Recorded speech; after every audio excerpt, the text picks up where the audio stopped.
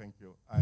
I would say I think here we need to start by saying something, which is that I think, or at least in my perspective, I think we always have the idea of the transfer market, and we always relate it a lot to Europe.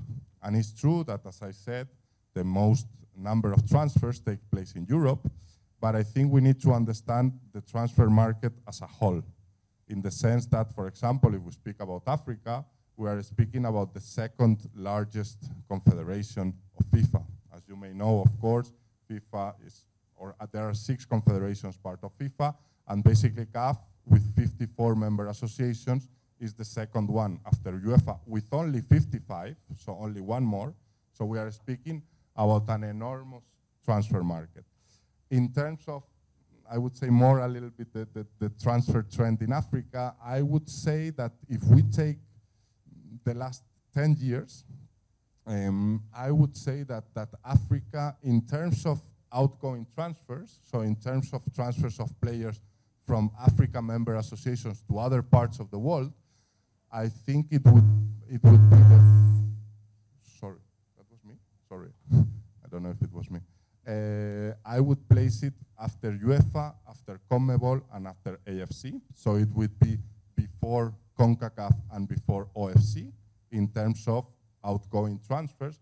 But it's true that in terms of the money received, so in terms of the transfer fees that the clubs from Africa have received, Africa or the African Confederation or the member associations here in Africa would still be a little bit behind and would still be behind, for example, AFC.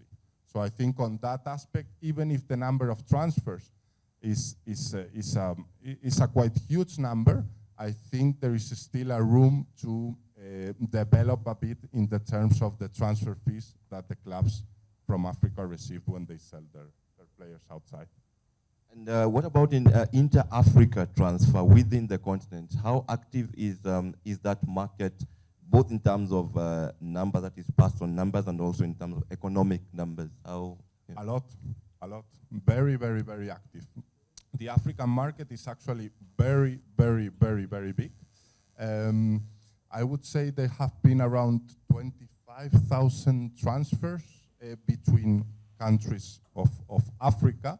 So that's of course a huge number, and I would say that when I was looking at some of the figures, I don't know if for you guys it would be a surprise, but for example, the 2 biggest transfer trends in terms of African countries would be of players moving from Nigeria to Benin and players moving from Tunisia to Libya. So those would be, in terms of transfers, I'm not speaking about the value of the transfers themselves, but about the number of transfers. These would be the two most important trends. That's new information. We always look at probably Zambia now, South Africa as the common destination for players, but I guess that's because of the economical value that is tied to the transfers in this continent, to those geographies. So what can Africa do really to benefit from the football transfer market? Because yes, there's a lot of activity within the market, but as we've heard at the start, the economic value is still very low, and those are the resources we need in order to develop the ecosystem here.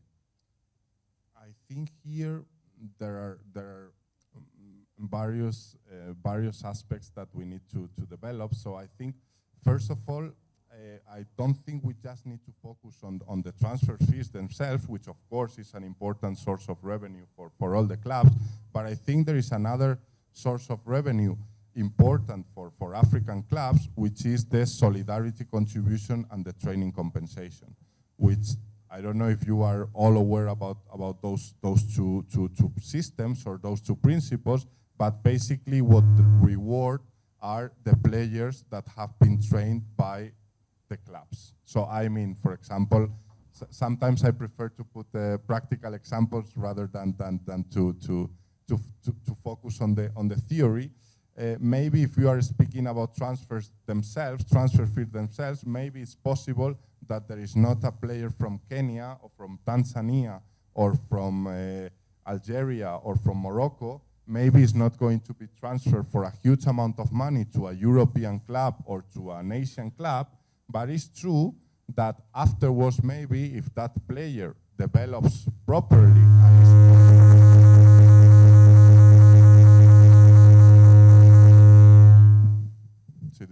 they didn't like me.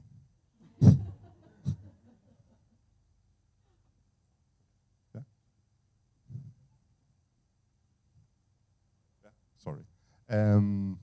So basically, what I was saying is that maybe it's not that much for the transfer fee, but let's put the example of a player from Morocco, a player from Algeria, and we all know the big names that now are around the world of football, like the likes of I don't know, Mohamed Salah, Sadio Mane, Keita, Pepe, Aubameyang, all these great African players. Of course, maybe the clubs which trained them, they didn't receive a transfer fee at the beginning, but now when those players are transferred around Europe, those African clubs that trained the player when the player was young, they are entitled to receive a portion of that amount of the transfer fee. So I think we not only need to focus on the transfer fee themselves, but also on other rewards that clubs that train players can receive in the future. I think that's one thing. The other thing, of course, is to create the interest in African football, and for that, I think personally that CAF is doing a great job. I think the idea needs to be to create more competitions, to be more visible, to have more broadcasters. I remember myself, for example, watching the last Africa Cup of Nations. I think there is an evolvement, but of course there is still room for improvement. And to me, for example, one thing that was curious to see, and this is not that much related to the transfer market, but if we see, for example, the clubs that are going, the national teams that are going to participate now in the World Cup in Qatar, the 5 national teams, we are speaking that in CAF, Algeria is not going to play. We are speaking about Nigeria that is not going to play. We are speaking about Egypt that is not going to play. So I think that also speaks about how, in general, African football is growing. Of course, there is room for improvement, but I think there is an evolution process there.